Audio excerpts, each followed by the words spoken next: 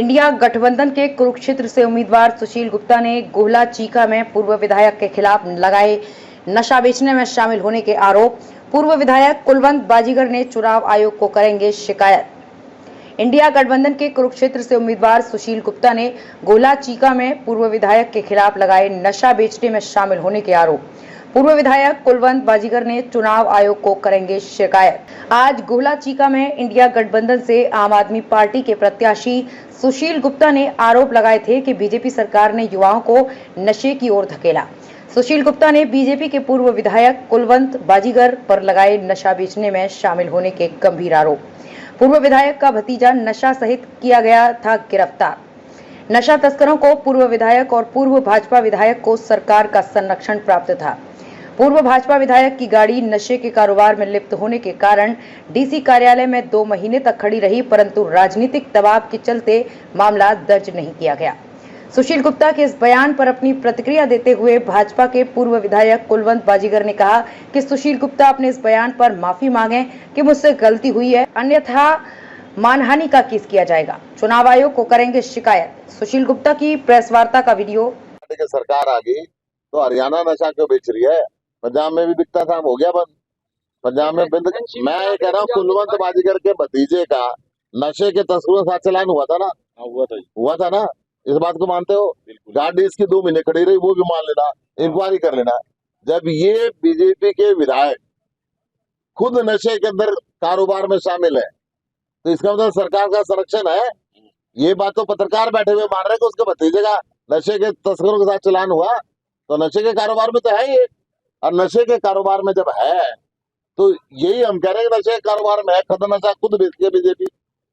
हरियाणा के जवान को तबाह करने की जिम्मेदारी बीजेपी की है। हरियाणा के जवान को इजराइल भेज के मरवाने की जिम्मेदारी बीजेपी की है। हरियाणा के जवान को बिना ब्याह के बूढ़ा कर देने की जिम्मेदारी बीजेपी की है। आज ये नौकरी दे देते तो शादी हो जाती, रांडो की वो निभानी पड़ती पेंशन।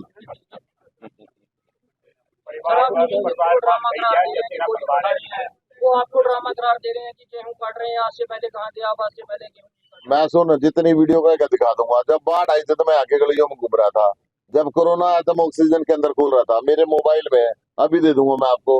मैं नवीन जिंदल से चैलेंज कर रहा हूँ, 10 साल के अंदर एक भी दिन आया हो तो मुझे बता दे।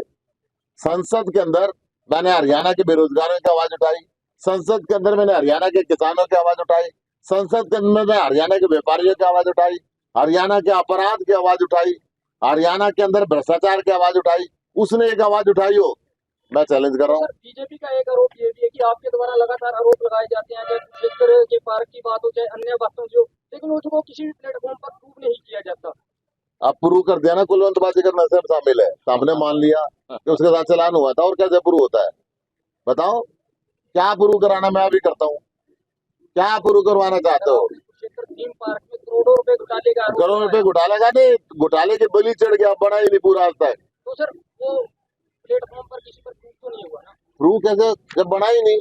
करोड़ों रुपए खर्च हो गए, अच्छी चीजें नहीं बनी। और कैसे प्रूव होता है? जनता का पैसा करोड़ों रुपए लग जाए और कुछ ना बने। एक बयान सामने आया है कि आप नशे का कारोबार करते हैं, क्या कहेंगे? ये लोकसभा प्रत्याशी सुशील गुप्ता जी बुखला गए हैं, नवीन जिंदल जी के सामने आते हड़बड़ा गए हैं। उन्हें पता नहीं लग रहा मैंने क्या बोलना है।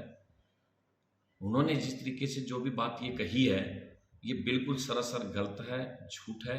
या तो वो कोई तथ्य आधार बताए और नहीं तो ये अच्छी बात नहीं है। तो इसके बारे में मैं चुनाव आयोग के पास लिखित रूप में शिकायत भी दूंगा और इस पे सुशील गुप्ता पे डेफोमेशन का, मानहानि का केस दर्ज भी करवाऊंगा। इसमें सच्चाई ये देखिए, पहली बात तो इसको कानून का ही नहीं पता। अब जो आसपास बैठे हुए जो उसको बता रहे हैं, क्योंकि ये बाहर का आदमी है, इसको लोकल यहाँ किसी चीज़ का कोई पता नहीं है।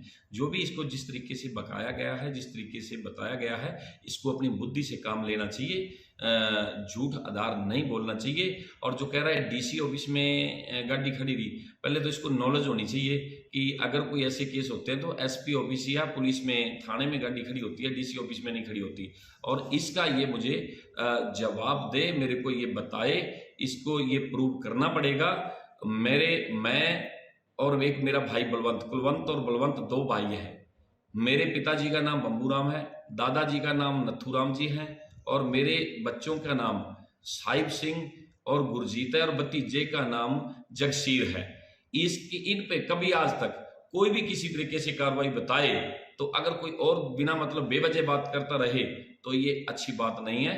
उसको सोच समझ के बयान देने चाहिए, चुनाव ठीक तरीके से लड़े, क्योंकि ये भी एक चुनाव की उल्लंघना है कि इस तरीके से अगर कोई बात ना आए तो झूठी बातें बोलता रहना। तो इसीलिए चुनाव आयोग के पास शिकायत देंगे। तो मैं तो एक बात कहूंगा, या तो जल्दी ही ये मेरे से माफी मांगे कि भूल में कही गई है, उससे भी गलती हो गई है, तो नहीं तो मैं बख्शूंगा नहीं।